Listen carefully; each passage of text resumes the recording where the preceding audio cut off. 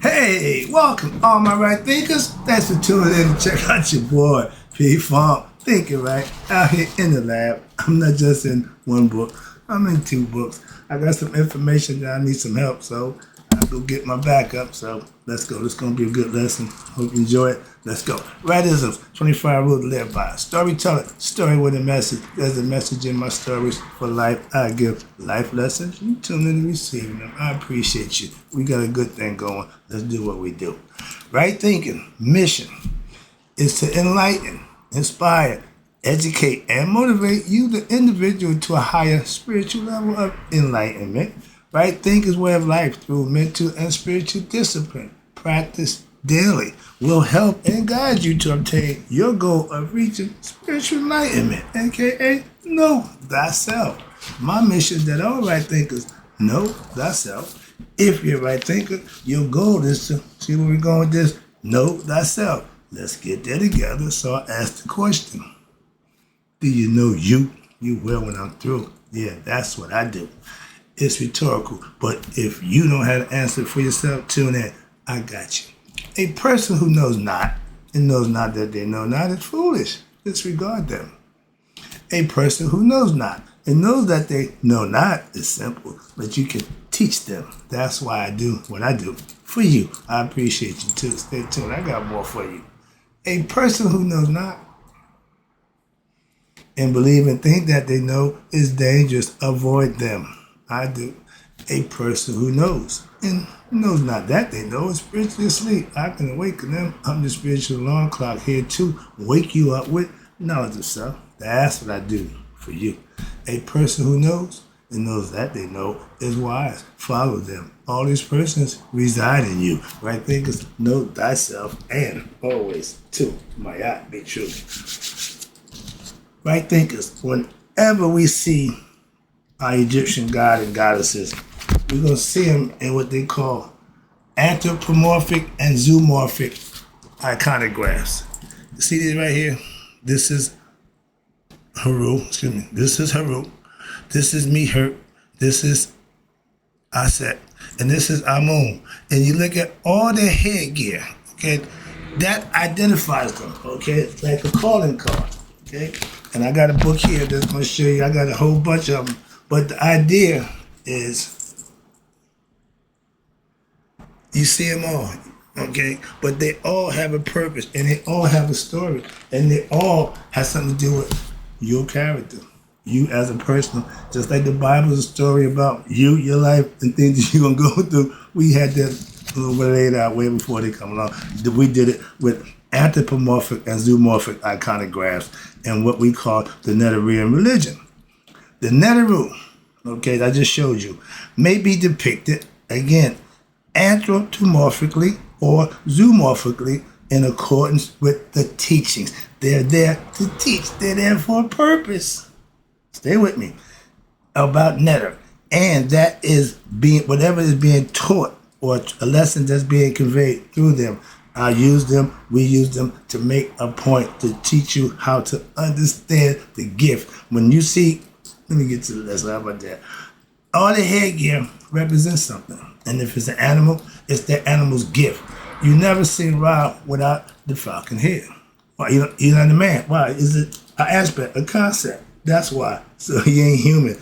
We gave the aspect of him, Amen, the ram-headed god, Ra, the sun, the falcon-headed god, the sun. This represents him. And you got Ptah, the self-created one. That's man in the physical form. So these are all aspects of God that come into one.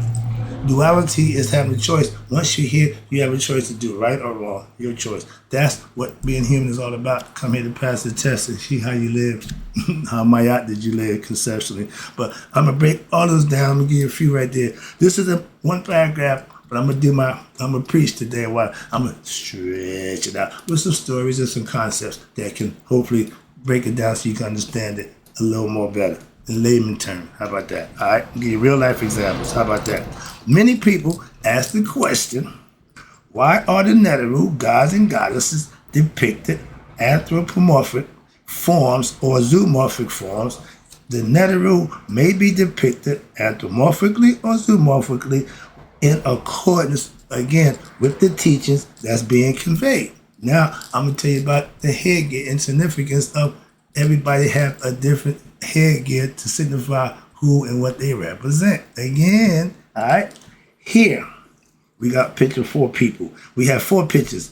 One, you see Amun sitting to the right with the big tall plumes of his head in his full anthropomorphic form. Human body, okay?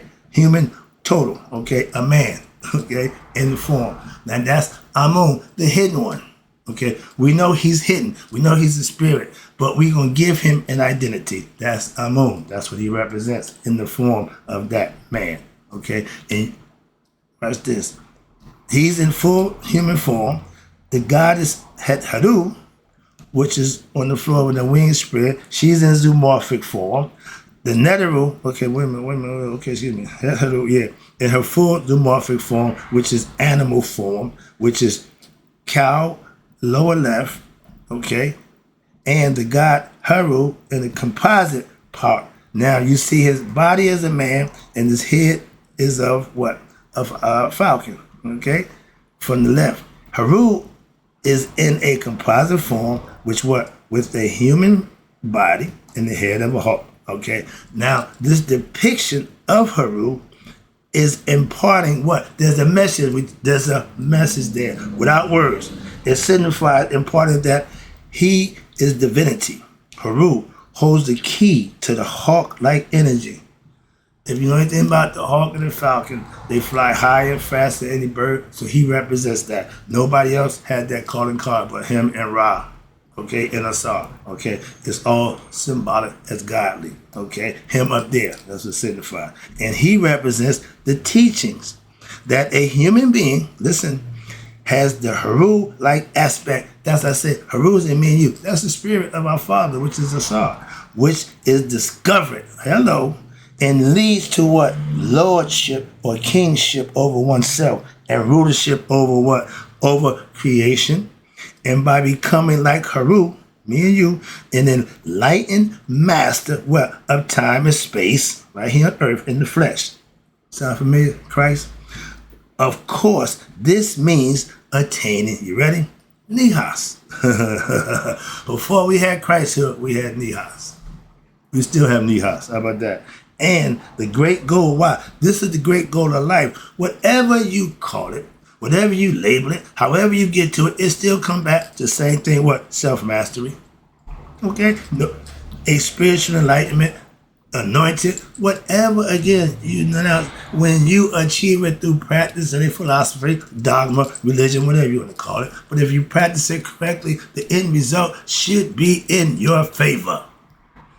If you're doing something that don't benefit you, if you're just serving yourself for momentary pleasures and satisfactions of the flesh, if that's what you're doing, that's how you're living in today's society and what? A materialistic world, and that's called hell. Yeah, this is all an illusion. All this stuff that's here, all the stuff that you got, whatever stuff that you think is so happy, it's yours, yeah, but you can't take none of it with you. But if you get spiritually enlightened, your conscience will go with your spirit. That's the concept. I don't know what y'all teach. I don't care. This is the philosophy that I practice. This is what I know about. So this is what I teach. So I'm not in competition with teaching nothing except a philosophy that I practice, that I master, that I use. So if it's contradictory to what you practice, I don't care. It make a difference to me. This is what I do. And we have explanation for everything that we do as a philosophy. That's all. We know you tell a mythological story. We're trying to educate you to what? To put to use what you're learning, and you'll know for yourself. That's the gnosis that you get from putting the work in religion. They tell you the same thing. Myth, religion, ritual, and then the mystical experience. Same thing. Moving on. Again, now Amun, the one you see him sitting down, he is shown in full anthropomorphic form. On here. We got Amun right here. Now, we got Amun Ra in the form right here. He's Amun right there. But in Amun Ra, he's the ram-headed god. Right here. See? He got 2 forms, okay? Him in human form, now he in the anthropomorphic form. And at that time, we was in the sign of what? Taurus. So he's the ram. I mean Aries. He starts the zodiac off. He's the head. Okay, that's what he represents, the body part. All this stuff, symbolically, esoterically, it goes way deep, but it all makes sense for those who studied that rabbit hole. Oh, I've been down this rabbit hole. I'm deep into it, right? I'm so deep. I don't know where it ends, but I don't even know where it began. So I'm in the middle. So I'm rolling. Let's go. Ride with me. I got you. But I'm on again. We all have different forms, like I said, to convey the message that you're delivering. Right now, we talk about the forms that we see them in. So Amon is showing a full anthropomorphic form, having, again, where my book at? Here. In this book, you see it right here. In Theban theology, they got them painted blue, okay, for a reason. Avatars, blue. Indian, Krishna, blue. So we understood the same concept, all right, depending on what you want to show. All right, now you see him here, and he's having blue skin. Now in the book of African origins, I got that too. I show what the blue-black skin relates to higher consciousness, again, knowing your higher self. Amun means hidden consciousness. Where's that? Inside you, the temple. You can find the same kind of iconography where in the pre-Hindu concept of what? The god, I just told you, Vishnu. In India, he was blue. Okay? Shiva, blue. And this is because why? Because the Commission, not Egyptian, the Commission and the Hindu cultures are directly related. Okay? They don't have a difference. They had difference, but in just what they call it, how they do it. Same thing. Okay, watch this. Here we have Goddess Aset, stretched out. Y'all call it Isis. In the center of the slide, in another composite form. Okay, now, excuse me. Yeah, you got Aset. Now she has three forms. One where she's sitting at the mother with Haru sitting on the lap, suckling. Then you got her again with the throne right here. You see her. Okay. That's the one with the cow horns. You see the vulture headdress, the cow horns, the sun disk, and she represents the throne. She got a lot of juice, okay? She is the queen of juice. Understand that, all right? Now, that's I said. She has a form, once of a cow, okay? Then another one of a kite, which is the hawk, okay? That's got the wings. And also a form of a physical woman, okay? The above depiction of her composite form with the wings, okay, Aset is who? The mother of Haru. Me and you, out in spirit. And like Haru, she has also the hawk form, okay? That's where the wings come from. And she is the consort of who? Asar. She is the goddess of intuitional wisdom. That's knowing something without being taught. Okay, that's what she represents, and it's inside of us. Okay, she the ticket to Akashic Records, and she has the power. Watch this. She had the power to what? Resurrect souls. She brought Asar back to get pregnant. She brought her son back. Okay, when Set sent the scorpions to kill her. Oh, she stopped everything, like a mother. Stop the world. Take care of my son. She called around, you ministered to my son. Okay, again, mythologically. But that's the power that she had. She can call God and stop everything to get his attention. When you're that close to God, you got that kind of juice, that's juice. That's what they tell you. You have that power. You got to do it, emulate it. That's what they're showing you. Everything that we've given you, mythological stuff, is really the power that you can manifest for yourself. Symbolically, we laid it out for you. All you got to just practice it. And that's the part I love about it. Why? She got the power to resurrect souls. How? Symbolizing what? That it is your intuitional wisdom that allows one to what? Resurrect, to become their higher self. That's why she's part of the idea of what? The father, the mother, and the son. She's the representation of wisdom, intuitive knowledge. The spirit and intuitive knowledge, their offspring will be what? aspirants, people who want to what? Be the best selves. And with the practice and the training that we set forth and the symbolism that we teach you will do just that. But know you get that training at the temple. I'm about to take you into the Netherrean temples. How about that? I'm going to bypass the Netherrean and their temples. I gave that class, gave that lesson a while ago. I skipped past the temple lesson. Why? Because to me, it was fluff at that time. And I was getting a different perspective. I was conveying a different message. I didn't need this information. Now, it plays into the lesson that I'm giving you now about learning about the headdress and the purpose of the temple. Watch this. This is good. Okay, let's go. Now, the Netherrean temple. You didn't just get in, okay? And it's laid out like a human being. How about that? Okay? The temple's laid out. They see A, C, B, and D. A, B, and C, excuse me. And the final part, what they call the Holy of Holies. You start at the feet, you end up at the head. That's here. Okay? So this is an important lesson. They got some fine print. I'm going to see if I can get to this. You have 3 sections. The basic temple. You have B, which is what? The outer court. You got the C, the hyper court. And you got the halls of Holy of Holies, excuse me. And presented the whole different levels of worship. There's 3 levels. Again, in masonry, in apprentice, you come in, fellowship, you fellowcraft, you learn. Master mason, you fulfill your obligation, and you're good to go. You learned the lessons, you're good. Now, the 3 levels of mind. Remember this lesson? The unconscious mind, subconscious mind, and the conscious mind. 3 states of being. Again, the 3 levels of relative consciousness, which is what? Waking, that's the conscious mind. Dream, that's the unconscious mind. And you got the sleep, that's the subconscious, because the body still works while you're asleep. That's the subconscious controlling the body. And this constitutes what we call the ego personality, the I, the me.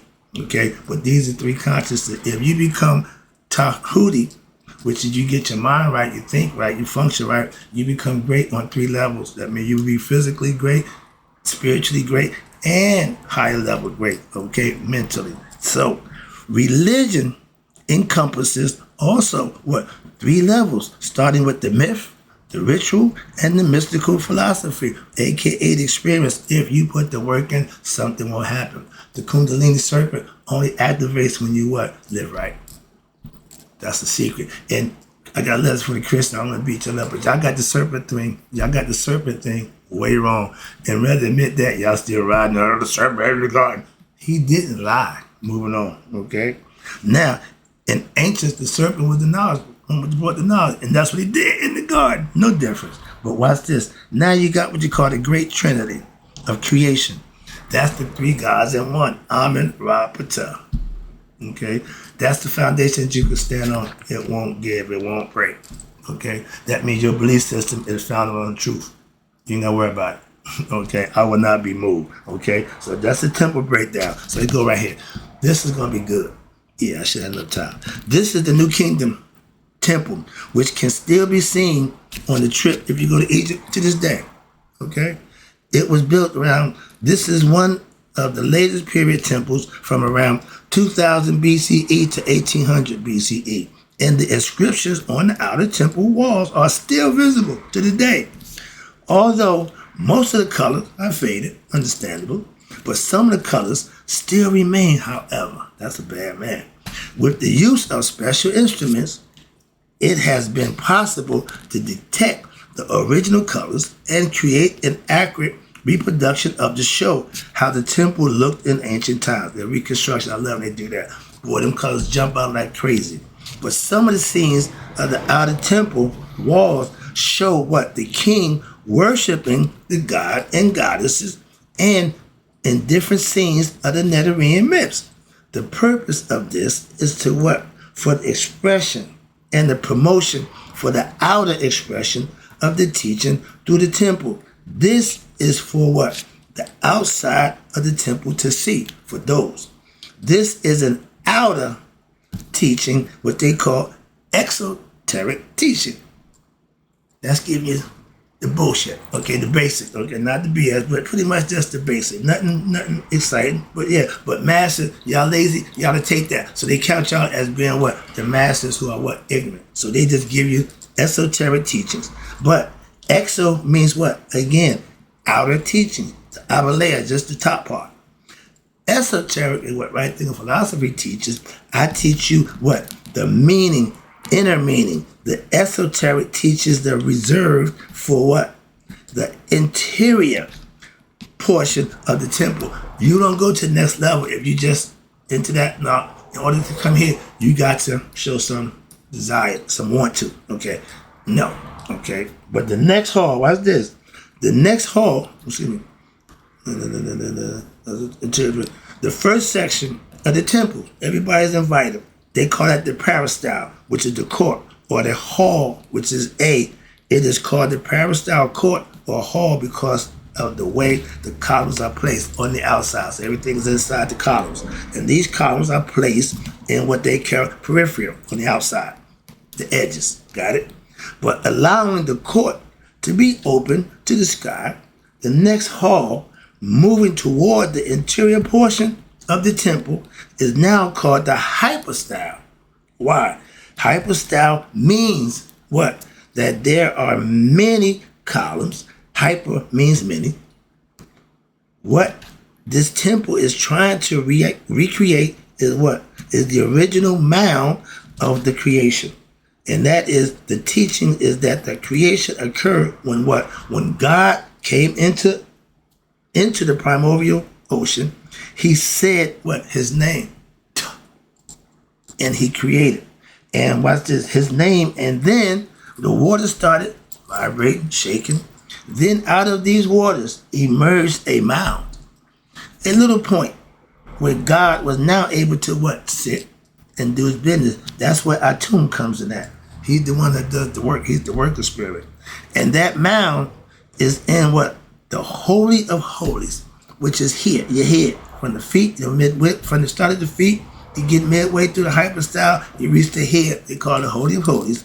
And all the way in the back of the temple, you got the columns, and they are reproductions of what they call the papyrus plants and the palms. So now the temple is a what? Reproduction in stone.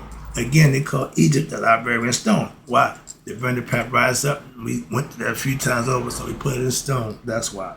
And watch this. What exists in nature as plants and wood, if you walk in the temple, what happened? You will see that the peristyle court is one step up. Then what? The hypostyle hall is also one more step up. There you go. Degrees. First step, second step. And in the Holy of Holies is what? Even one more step up. So the roof of the temple comes down and the floor goes up. As above, so below. They meet. The floor of the Holy of Holies is the highest point in terms of what? Floor area elevation. But in the temple complex, which is yourself, the body, this is where the divine image is placed. God is up here in the temple, right here, between here. That's where he is, the third eye. Watch this. What we have discussed so far has been what they call the outer esoteric portion of the temple. We ain't even got inside yet, okay? Now you have an idea about what goes on there, but I have yet to discuss. You ready? Now, this is where right thinkers, where the fun begins. To discuss the specifics about what? The disciplines, right there. The disciplines that you are to be practiced. And the metaphysics that are to be what? Enjoined. If you put the work in, you will get something out. In order to achieve your higher consciousness, work have to be put in. Study time have to be put in. Implementing of the things you learn have to be done. And then it will happen. Why? It's magic. It's automatic. Okay, man, my nose is itching. What the hell going on with this? These were practiced. These were practiced daily in what? In the inner part of the temple in ancient times. The students that came in, they bypassed the first, went to the second. All the masters who just wanted that, they came in and stayed there. They couldn't go to the next level. That's why. And it was always, again, a choice, option. You just can't walk in the synagogue. I don't think you could just walk in a temple either, a mosque. Why? They got rules. that they had set for a while. So people just can't come invade their space. That ain't going down like that. That's why any church you can walk up in there and, I get the concept, but everybody got their own way of doing things. Again, respect what they do. Why? When they're Romans, do as Romans. Don't go and tell the Romans what the Greeks do. They ain't going to go for that. Simple. Where was I? Okay, temple, ancient time. Okay, now, wrapping it up, I think. Yeah. I got some more. I can stop. Yeah, I got to wrap it up. All right. But you got your ordinary people, what they call the masses. The ordinary followers who just want to go through the ritual, just want to, okay, and I go home. You got those who go to church. Church over, be back, next week? And do the same thing. What you do outside the church. How you living outside the church? Moving on. Just go in there, like going to the gym. Go sit in the park at the gym and tell me, I went to the gym today. Did you work out?